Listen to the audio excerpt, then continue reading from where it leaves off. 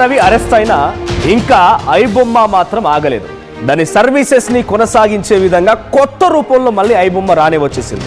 ఐబొమ్మ 1 పేరుతో ఈ కొత్త వెబ్సైట్ ని మళ్ళీ లాంచ్ చేశారు.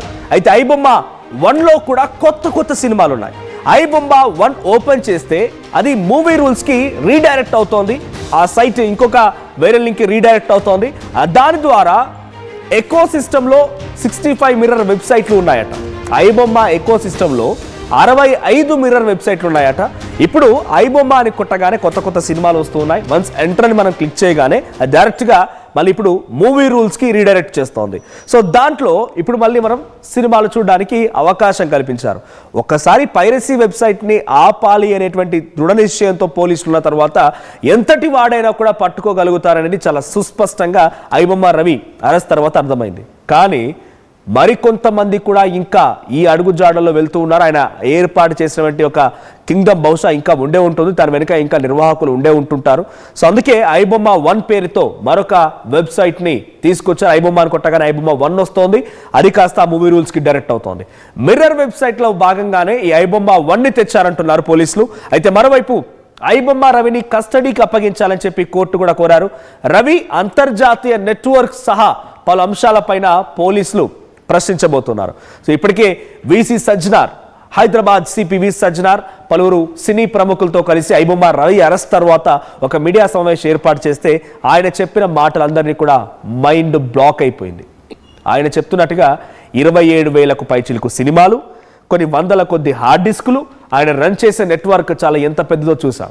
హైదరాబాద్ నుంచి వెళ్ళిపోయిన తర్వాత విదేశాల్లో సెటిల్ అయిపోయి కరేబియన్ దీవుల్లో ఉన్నటువంటి ఒక చిన్న దేశంలో సిటిజన్షిప్ పొంది అక్కడే ఉంటూ ఇంత పెద్ద నెట్వర్క్ని, అది హోటల్ వెబ్సైట్ నెట్వర్క్లు కానివ్వండి, థియేటర్ సర్వర్లు కానివ్వండి, తర్వాత గవర్నమెంట్ సర్వర్లు కానివ్వండి, ఇలా 1 కాదు 2 కాదు, నేను చేయగలుగుతాను చూపించగలుగుతానని చెప్పి ఆయన పెద్ద మొత్తంలో చాలా పెద్ద సర్వర్లని హ్యాక్ చేశాడు.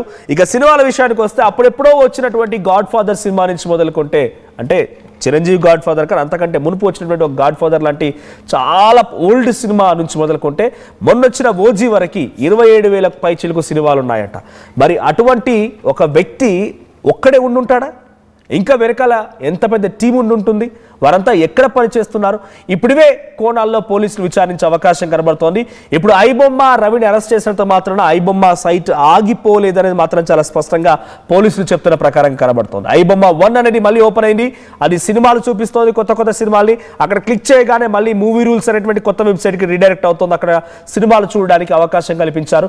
సో 65 మిర్రర్ వెబ్సైట్లు ఉన్నాయట. అందులో భాగంగానే దీన్ని తయారు చేసి ఉంటారనేది పోలీసు అనుమానం వ్యక్తం చేస్తున్నారు.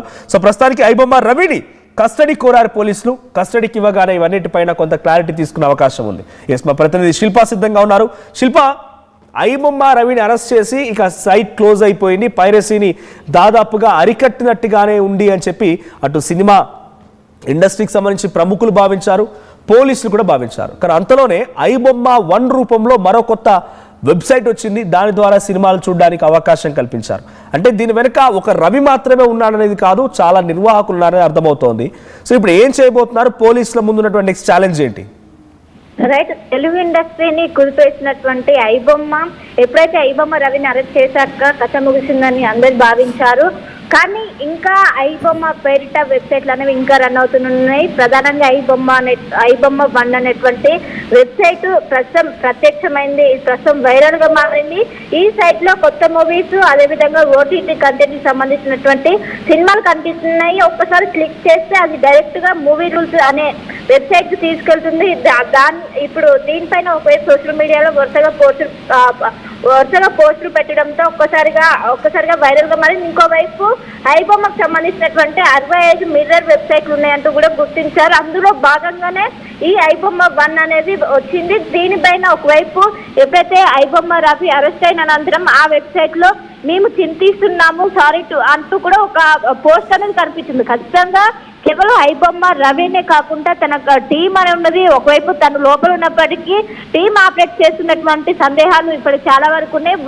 మొత్తం మీద ఈ రోజు నుండి ప్రస్తుతం చెంచలగూడ జైలు రిమాండ్ ఖైదీగా ఉన్నాడు ఐబొమ్మ రవి. ప్రస్తుతం ఈ రోజు ఇవాళ ఉదయం 10 గంటలకు తన్ని కస్టడీలోకి తీసుకున్నాక మొత్తం ఎన్ని వెబ్సైట్స్ రన్ చేసేవాడు అండ్ ఆ వెబ్సైట్ కు సంబంధించి మొత్తం కంటెంట్ ఎక్కడి నుండి తీసుకునేవారు. ఒకవైపు సినిమా హాల్లో సంబంధించి అక్కడ కెమెరాస్ పెట్టి అక్కడ తీసుకునేవారంటూ కూడా ఒకటి వస్తుంటే, ఇంకోవైపు మూవీ రూల్స్ సంబంధించిన కొన్ని వెబ్సైట్ల నుండి కూడా మూవీ కంటెంట్ తీసుకొని దాన్ని అప్లోడ్ చేసేవారంటూ కూడా. సో వీటికి సంబంధించి మొత్తం కూడా క్లారిటీ వచ్చే అవకాశం ఉంది. మొత్తం 10 దేశాల్లో తన నెట్వర్క్ ఉన్నదంటూ కూడా ప్రస్తుతం ప్రాథమికంగా గుర్తించే దానికి నెట్వర్క్ సంబంధించి మొత్తం హ్యాకర్స్ ఎక్కడున్నారు అండ్ ఆ సిస్టమ్స్ మొత్తం కావచ్చు, హార్డ్ డిస్క్లు కావచ్చు, వీటినన్నీ కూడా ఎవరు ఆపరేట్ చేస్తున్నారు అండ్ ఎంతమంది టీం ఉన్నదని కూడా ప్రస్తుతం ఇంకా చాలా వరకు లోతైన దర్యాప్తు కోసం పోలీసులు కస్టడీలోకి తీసుకున్నారు. ఈ రోజు నుంచి 5 రోజుల పాటు అటు రవిని కస్టడీలోకి తీసుకొని చాలా వరకు కూడా కీలకమైనటువంటి ఇన్ఫర్మేషన్ తీసుకోవడానికి ప్రస్తుతం పోలీసులు అయితే చేస్తున్నటువంటి పరిస్థితి.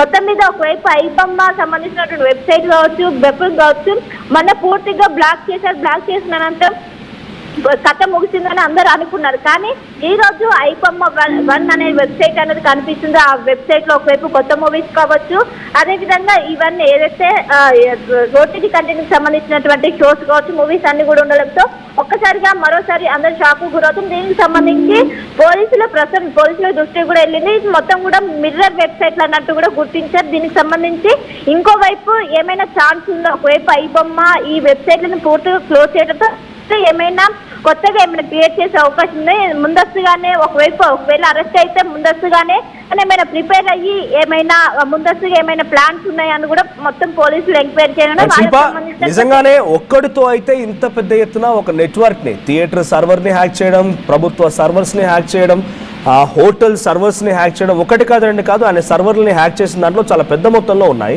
సో ఇంతటి స్థాయిలో ఒకే ఒక్క వ్యక్తి ఇన్ని చేసి ఉండకపోవచ్చు, బహుశా తన వెనుక ఇంకో పెద్ద టీమే ఉండుంటుంది. సో ఆ టీం ఎవరైనా ఈ రకంగా ఇంకా కంటిన్యూ చేయాలనే ఉద్దేశంతో కంటిన్యూ చేస్తున్నారు. ఐబొమ్మ రవి అరెస్ట్ అయినా కూడా ఈ ఒక రకంగా వాళ్ళు చేస్తుంది ఒక మ్యారథాన్ లాంటిది. ఈ మ్యారథాన్ ఇక ఆగదు అనే రకంగా ఇంకా హ్యాక్ చేస్తూ కొత్త వెబ్సైట్స్ని మళ్ళీ లాంచ్ చేస్తున్నారా? రైట్, ఖచ్చితంగా ఐబొమ్మ రవి ఒకవేళ అరెస్ట్ అయినా దాన్ని ఇంకా ముందు సైట్ ని తీసుకుపోవడానికి వాళ్ళ దగ్గర ప్లాన్స్ కావచ్చు, టీమ్స్ ఉన్నట్లు కూడా స్పష్టంగా అర్థమవుతుంది. ఎందుకంటే ఇటు ఐబొమ్మ రవికి ఇటు 10 దేశాల్లో తన నెట్వర్క్ అనేది ఉన్నది. దాదాపు చాలా మంది ఇందులో పనిచేస్తున్నట్టు కూడా తెలిసింది. మొత్తం ఎక్కువగా ఫారినర్స్ ఉన్నట్టుగానే గుర్తించారు.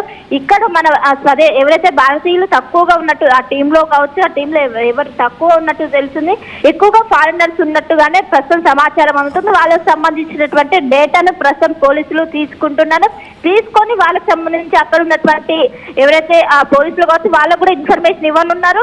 మొత్తం మీద వాళ్ళకి సంబంధించి మొత్తం ఎన్ని టీములు ఉన్నాయి, మొత్తం ఎంతమంది పని చేస్తున్నారు అండ్ ఈ వెబ్సైట్ లకు సంబంధించినటువంటి డొమైన్లు ఎక్కడెక్కడ ఉన్నాయి అని కూడా ఒకటి అమీర్పేటలో ఉన్నట్టు గుర్తించారు, ఇంకొకటి అమెరికాలో ఉన్నట్టు గుర్తించారు. సో ఈ డొమైన్లకు సంబంధించినటువంటి వాటిపైన కూడా కూపీలు లాగుతున్నారు. మొదట ఎక్కడ ప్రారంభించారు, ఎక్కడి వరకు విస్తరించారు అనేది ఈ రోజు ఐబొమ్మ రవిని 5 రోజుల కస్టడీలో మొత్తం ప్రశ్నల వర్షం కురిపించనున్నారు. ఇంకోవైపు ఇప్పటికే పోలీసుల దగ్గర ఉన్నటువంటి ఏదైతే ఎవిడెన్స్ ఉన్నదో వాటిని మొత్తం కూడా ప్రాజెక్ట్ చేయనున్నారు. అండ్ ఇప్పటికీ 21,000 సినిమాలకు సంబంధించినటువంటి డేటా మొత్తం కూడా ఉన్నది. దాంతో పాటు పర్సనల్ డేటా కూడా ఉందంటూ కూడా గతంలో ఒకవైపు పోలీసులను హెచ్చరించారు.